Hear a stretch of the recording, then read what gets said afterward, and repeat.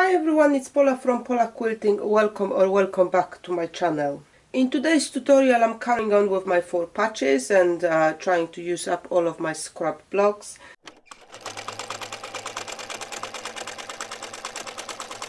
And I will be linking to the 2 previous tutorials a little bit with this one. So what I did so far is I've sewn all my 4 patches 6.5-inch squares, and I did 2 cuts like in the first tutorial. So if you haven't seen it, I will link it in the description below. Have a look there how I did those first 2 cuts. Exactly the same way like in the other tutorial, with a little bit of movement, and put them together. They're all nicely ironed down.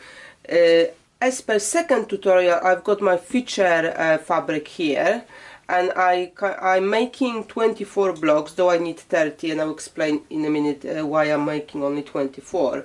So I've got 12 of those and 12 in green. They are not the same because I didn't have enough of those, but green blocks and then 12 of those. So that gives me 24 blocks to mix up.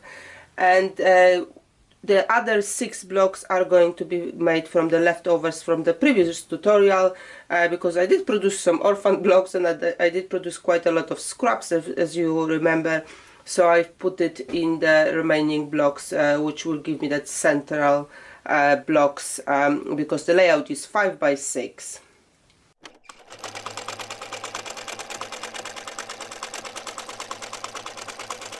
The next step will be another cut, but what you would like to do before that, apart of ironing them flat, if you're new to maybe cutting on bias and stitching fabric on bias, you may like to start this block when you're ironing at this point. So when you cut on the bias, because we'll be cutting this way, it will not kind of move too much when you're sewing it together. So what I want to do is layer them down, green and that other fabric together, but I need to make sure that I don't have the same colors in the same spot. So I will take 4 of them. I think working with 4 at a time will be enough.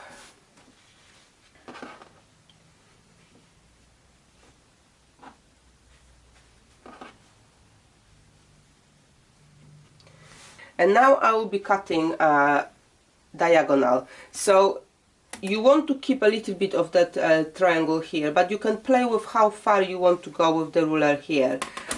So I did both ways. I did that I left only a little bit triangle, I left a little bit more, and I will show you how those blocks look, so you can kind of make a decision what you like better. Here I will just leave I don't know, 1 to maybe 2 inches of that triangle, and I will cut. As you can see, I don't measure anything, I just, eyeball it and cut, however, because we're still gonna be stitching with a little bit of movement, so there's no need of anything much exactly. As you can see, I did swap like in the first tutorial. I swapped one bit under, and now I can stitch all of those together with a little bit of movement in either up or down.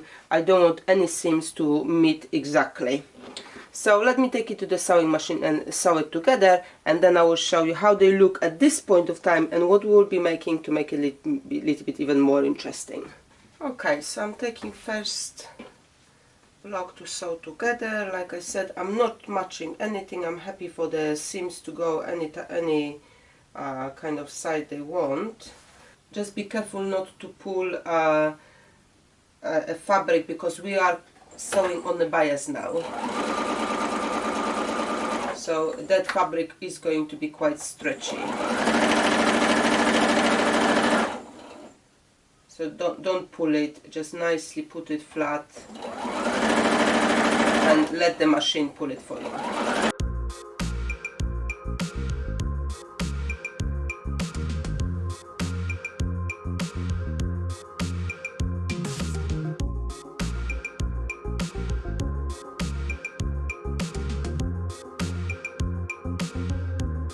Now I will iron my blocks, and the next step will be to square them up, and I will show you how they look. If you have not starched your blocks before stitching here on the bias, then this is going to be a good time to starch them now.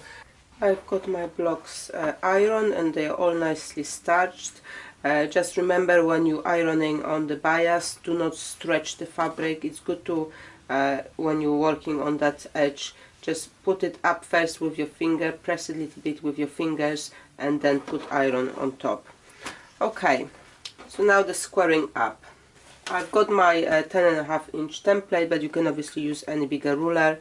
What I want to make sure is that any bits I've got here at the corner, I want to keep them. So I'll be moving my ruler or template, whatever you're using, so I can keep as much as of those corners here as possible, and then I can square up the rest.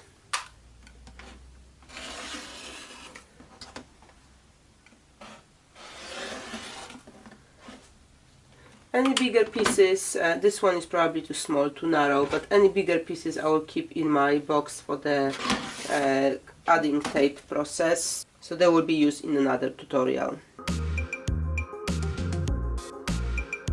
Okay, so from this squaring up, there is not so much left like I had in my previous tutorial, but like I said, whatever bigger pieces I've got left, I can still use them up. So this is what the blocks will look like, and I will carry on with my pile, pop it on the design wall, show you what they look at the moment like. So those are my blocks. I put 4 together when I just did that one triangle cut. I think they're looking very good together already, and you could add some sashing in between the individual blocks or just between those bigger blocks now. It's obviously up to you how you would like to finish that. There's a lot of possibilities here. But I would like to introduce one more step to this block, which hopefully will add another layer of interest, and you can either do it for all of those blocks or just maybe some of them, and see how it goes. So the detail I would like to add is basically a snowballing of that triangle here with 4.5-inch square. And I'm using big 4.5-inch square because then I will go back on the other side and I will have a nice big half square triangle to use in my next project. So kind of I'm trying to think ahead. So I've pulled out enough of the 4.5-inch squares, and my method of marking where I want to sew is basically iron them on the diagonal. You can also draw a line. It's up to you how you would like to do that. Now if you're ironing, you would like to fold them to the left side together,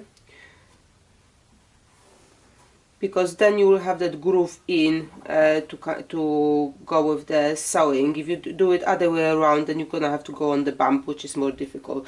So let me quickly iron all of my squares down, and I will quickly show you what I meant going twice around to have extra block made out of it. Okay, I've got my triangles, or my squares ironed to a triangle shape, and I've got my blocks.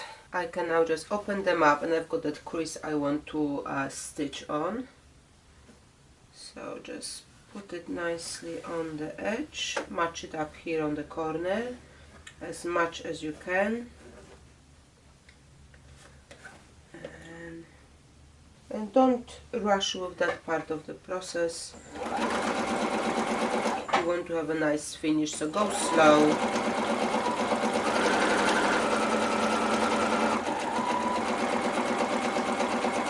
And sew them all on.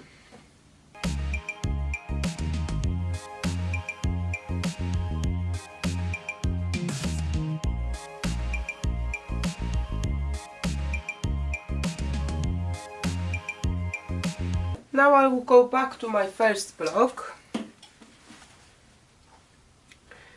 and I will stitch again to the right of that first stitching, about 1/2 inch. You can draw a line if you like to measure the 1/2 inch. I kind of eyeball it, but do whatever is more comfortable for you.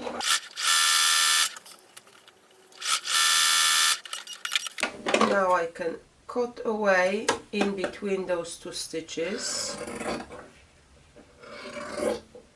and now I've got perfectly nice half square triangle, which obviously I need to square up when I finish all of them, but that will be great for the next project.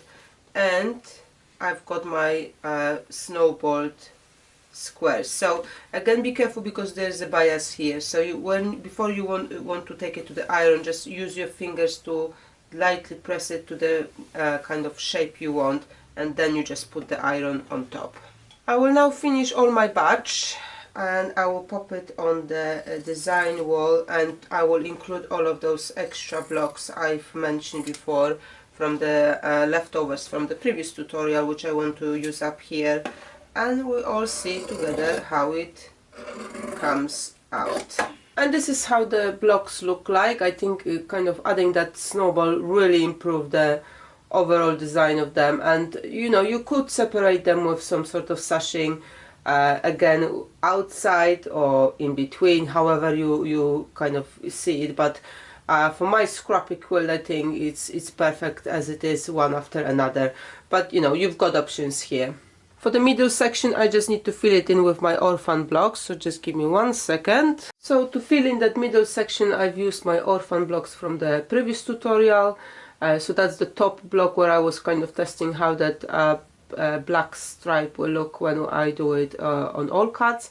And then one below, the second block from top, is all of those cutouts from the squaring up of the previous 4 patches. I just put them all together. They kind of came together quite nicely, and those black popping out spots reflect nicely as well there. So that's the now layout 5 by 6 I can put together as a quilt, lap quilt. And as in the previous two, I will use 10-inch squares to make the backings for them from my other scraps, and that will be quilt ready. The best thing about this block is that even if you don't match up those snowball triangles inside, it really doesn't matter, because overall block is all wonky anyway, so it's not going to kind of draw attention to it whatsoever. So you may like to try to match them, that's fine, but if they are not matching, don't worry about it at all. All block will look great anyway. Now the last thing left to do is actually name those blocks, because when I started sewing them I kind of couldn't figure out how to call them. So unfortunately I have not come up with any interesting name, and I'm just calling them disappearing 4 patches with snowballs. If you find more interesting name, please pop it in the comments below, and I will happily change the title of that video and the cover to a more interesting name.